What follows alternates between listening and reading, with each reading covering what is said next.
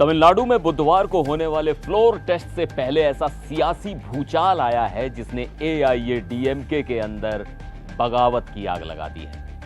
थलपति विजय की सरकार को समर्थन देने के लिए मुख्य विपक्षी दल के करीब 30 विधायक खुलकर बागी हो गए हैं और अब सवाल सिर्फ फ्लोर टेस्ट का नहीं है। सवाल यह है कि क्या एआईएडीएमके एक और बड़ी टूट की तरफ बढ़ रही है। नमस्कार, मैं हूं सिद्धार्थ प्रकाश। तमिलनाडु की राजनीति में इस वक्त जो कुछ हो रहा है उसने पूरा गेम बदल दिया है। 234 सीटों वाली विधानसभा में बहुमत के लिए 118 सीटों की जरूरत है। विजय की पार्टी टीवीके ने अब पहले ही अपने चुनाव में जीतकर 108 सीटें जीतकर सबको चौंका दिया था। कांग्रेस, सीपीआई, सीपीआईएम पहले ही विजय को समर्थन दे चुके हैं, लेकिन अब सबसे बड़ा खेल एआईएडीएमके के अंदर हुआ है। पार्टी के वरिष्ठ नेता एसपी वेलुमणि और सीवी षणमुगम के नेतृत्व में करीब 30 विधायक अब विजय सरकार के समर्थन में उतर आए हैं। रिपोर्ट्स के मुताबिक ये नेता खुद विजय से मिलकर समर्थन पत्र सौंपने वाले हैं। यानी फ्लोर टेस्ट से पहले ही विजय की स्थिति लगातार मजबूत होती दिख रही है। अब यहां सबसे बड़ा सवाल यह है कि आखिर एआईएडीएमके के अंदर इतनी बड़ी बगावत क्यों। दरअसल इसकी शुरुआत चुनाव नतीजों के बाद से मानी जा रही है। एआईएडीएमके ने 164 सीटों पर चुनाव लड़ा, लेकिन सिर्फ 47 सीटें जीत पाई।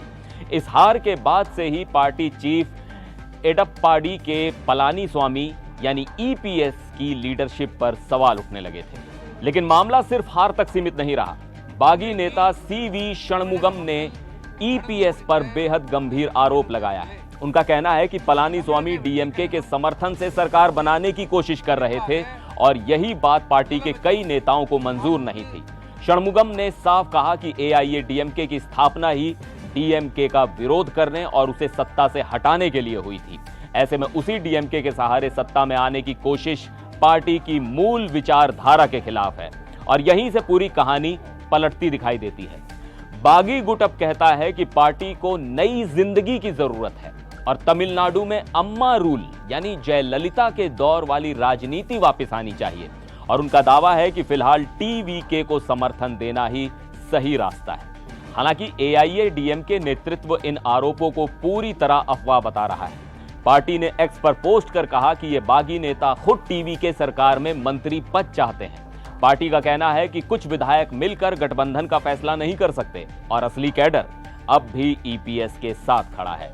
उधर डीएमके ने भी षणमुगम के आरोपों को खारिज कर दिया है। पार्टी का कहना है कि चुनाव के बाद एआईएडीएमके के साथ किसी तरह की डील या गठबंधन की कोई बातचीत नहीं हुई। इस पूरे घटनाक्रम ने लोगों को 1987 में एमजीआर और 2016 में जयललिता की मौत के बाद एआईएडीएमके के अंदर हुए सत्ता संघर्ष की याद भी दिला दी है। एक और बड़ी बात यह भी है कि एएमएमके के नेता टीटीवी दिनाकरण ने अपने विधायक एस कामराज को पार्टी से बाहर निकाल दिया है। क्यों? क्योंकि उन्होंने भी विजय सरकार को समर्थन दे दिया था।